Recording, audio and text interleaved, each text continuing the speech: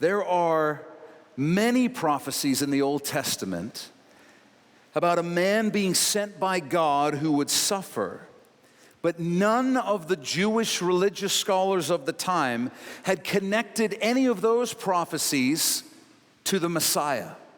None of them. None of those prophecies, even Isaiah 53, contain the Hebrew word for Messiah, Mashiach. And so this suffering servant who appeared in Old Testament prophecy was a bit of a mystery to even the Jewish scholars. They didn't expect a suffering Messiah. And so the life, death, and resurrection of Jesus didn't meet their expectations of a Messiah. And so what Peter is doing, and what the apostles would do repeatedly for their Jewish brethren, is explain that the suffering servant of the Old Testament is also the Messiah of the Old Testament. Because if the Jewish man or woman could understand that the life, death, and resurrection of Jesus were in line with the suffering servant, and the suffering servant is one and the same as the Messiah, then suddenly everything would make sense and their understanding of the scriptures would come together. So write this down. Peter explains that the prophesied suffering servant and Messiah are one and the same person. Jesus of Nazareth, one and the same person. Now this gets interesting. This is cool. But why didn't God clearly connect the suffering servant prophecies with the messianic prophecies? Why didn't he connect them clearly so that they could recognize Jesus when he came? Well, our brother Paul tells us in 2 Corinthians chapter 2.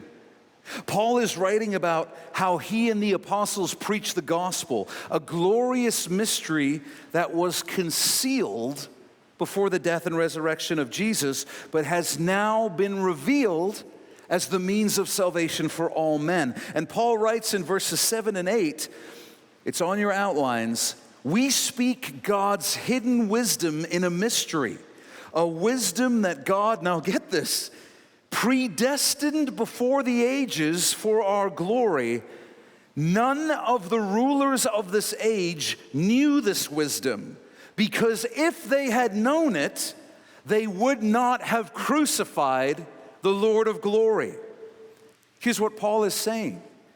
God wrote the Old Testament in such a way that you could see pieces of his plan of salvation, but you couldn't make out the full picture. And he wrote it in such a way that once Jesus had lived, died, and resurrected, you could look back and see clearly in hindsight the full plan of God laid out in the Old Testament. And God did that because if he had laid out the whole, complete, full plan in total clarity, Satan and the gods of this age would never have tried to kill Jesus. Why? Because they would have realized they were signing their own death warrants.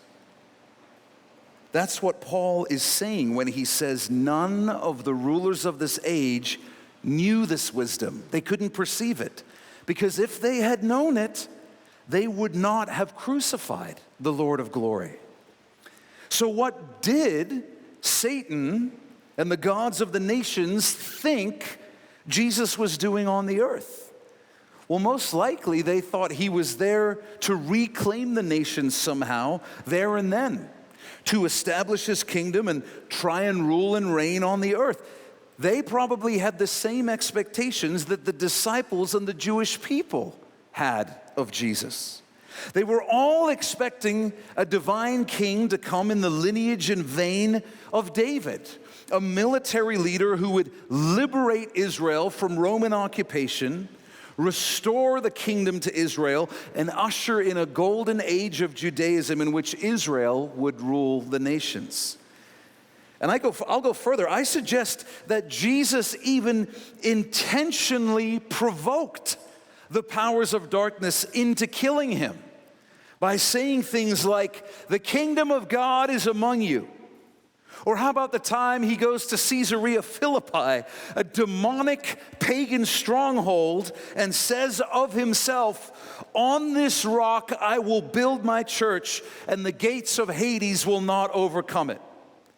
And just a few verses later, in that same chapter, we read, from then on, Jesus began to point out to his disciples that it was necessary for him to go to Jerusalem and suffer many things from the elders, chief priests, and scribes, be killed, and be raised on the third day. From then on. You see, by provoking Satan and the powers of darkness, Jesus knew that things would be set in motion that would shortly result in his death in Jerusalem. He's intentionally picking a fight with the kingdom of darkness. I'm going to build my church. Gates of Hades are not going to overcome it. Do something about it. That's what he's doing. And if you're like me, there have been times where you read the scriptures and you're just astounded by how dense the disciples seem to be when Jesus tells them in advance he's going to suffer and die, right? You're like, and they're like, what do you mean? He's like, I'm going to suffer and die. No, but seriously, Jesus, like, but what do you mean? Like, obviously, like metaphorically, we get it. You're using some super fancy word pictures, but what do you actually mean? Like, I'm going to die. Jesus, you be clear, and you're just astounded by why they can't seem to get it. But as I've explained, they believed Jesus was the Messiah. But the idea of the Messiah suffering and dying was inconceivable to the Jewish people. They were like, we know our Old Testament scriptures. Messiah doesn't suffer and die. What are you talking about? But not only that, as we've just read, the truth of God's plan was being concealed until it was fulfilled. In Luke chapter 9, Jesus tells his disciples, it is necessary that the Son of Man suffer many things and be rejected by the elders, chief priests, and scribes, be killed, and be raised on the third day. And then later in that same chapter, we read that Jesus told those same disciples, let these words sink in. The Son of Man is about to be betrayed into the hands of men. And then we read in the very next verse, but they did not understand this statement. Now get this, it was concealed from them so that they could not grasp it. So I think we need to cut the disciples some slack. You wouldn't have got it either. I wouldn't have got it either. They couldn't understand Jesus' words about his suffering and death until after the fact because it was being supernaturally concealed. Jesus told them that they might later recall his words and realize in hindsight that his betrayal, death, and resurrection had all been planned, had all been ordained. He was in control the whole time. But even after the resurrection, when the truth is no longer being concealed, the paradigm shift of a Messiah also being the suffering servant was so great that the disciples just couldn't wrap their minds around it in a timely manner. That's why we read in Luke 24:45 that Jesus had to supernaturally open their minds to understand the scriptures. Jesus is like, I'm the suffering servant and the Messiah. They're like, I don't get it.